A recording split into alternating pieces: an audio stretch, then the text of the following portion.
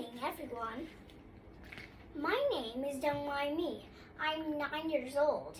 I live in Đặng City, Vietnam. I'm so lucky to have a chance to know the Vietnamese Kids Talent Award 2021. It was organized by a lifelong United Nations Youth Leadership, Mrs. Phạm Thị Thanh Nhung.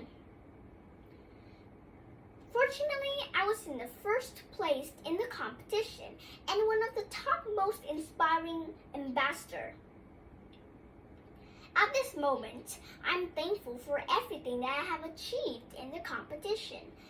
And now I'm honored to be chosen as a Young Inspiring Ambassador, first place nomination Vietnamese Kids Talent Award on the 29th November 2022. To read this historic United Nations Youth Declaration on Achieving Millennium Development Goals, drafted by Honorable United Nations Young Ambassador at United Nations Headquarters in New York on 29th October 2006. This is the liveliest General Assembly hall I've seen. My dear friends, let me welcome you all to the United Nations and to the summit. We have lots of people, presidents, prime ministers from several member states, as well as young leaders who are leaders of tomorrow at the summit.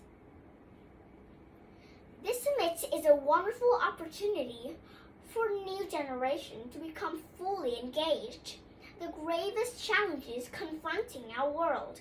Today, across the world, more than 1 billion people live on less than $1 a day. 3 billion survive on less than $2 a day. More than 100 million school-age children are not in school. 7,000 young people become affected with HIV/AIDS. Every day, almost 30,000 children die of poverty.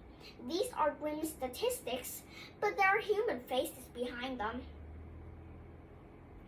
All that can be changed if we work together to meet the Millennium Development Goals. We work together to fight poverty, and if we all work together, the governments, the private sector, NGOs, to achieve the Millennium Development Goals, the blueprint agreed by all governments in the hope of creating a better tomorrow in the 21st century. As leaders of the future, you are essential to our efforts to meet these examples. Powerful, people-centered objectives ranging from halving extreme poverty to halting the spread of HIV/AIDS and providing universal primary education, all by the target date of 2015. Even though every government endorsed the Millennium Development Goals, we are not making faster progress as we wanted. At this stage, many of the goals will not be met. So we need to affirm our commitment to these goals. We need to remind governments of the pledges they have made to translate the Millennium Development Goals into reality.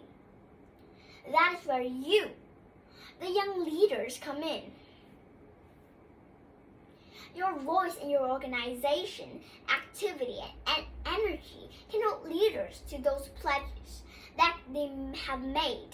I know you will not resign yourselves to a world where others die of hunger, remain illiterate, and lack human dignity. We need to work in partnership with governments, the private sector, and civil society. Today's intergenerational dialogue brings together the experience of the past and energy for the future. Together, I hope we can come up with new and better ways to engage youth everywhere in our efforts to build a more prosperous, stable, and just world. Any society that cuts itself off from its youth severs its lifeline. You are the guardians of that lifeline. Nurture it, develop it, give it strength. I hope your exchanges here will inspire you to new and imaginative approaches to the challenges we face. So I wish you every success in your deliberations and good luck. Thank you for listening.